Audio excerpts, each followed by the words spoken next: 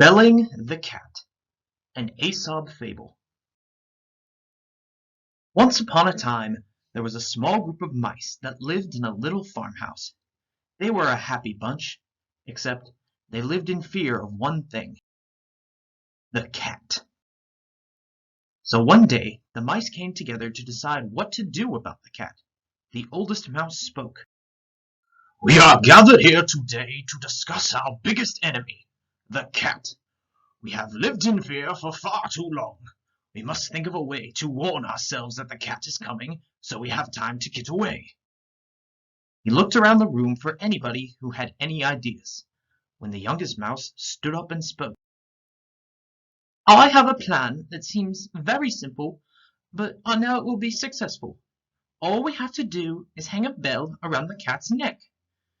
When we hear the bell ringing, we will know immediately that our enemy is coming." All of the other mice were amazed by this little mouse's wonderful plan. They couldn't believe they hadn't thought of it themselves. It was so simple. "That is a wonderful plan," said the old mouse. "You must be very smart to think of such a plan. Now, who will be the one to put the bell on the cat?" The mice all looked at each other. They hadn't thought of that part of the plan. "Well, I don't want to do it," said one mouse. "I don't want to do it either," said another.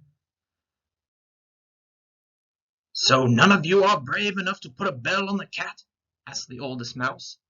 The other mice all looked at each other, and all agreed that none of them wanted to bell the cat. And that brings us to the moral of our story. It is one thing to say that something should be done, but it is another thing to do it. This was written by and directed by Alex Huber, co-written by Molly Katzman, Alexis Latson, Noah Bigley, and Nate Lowe. Art by Milo Winters, published by Rand McNally and Company. Narrated by Alex Huber.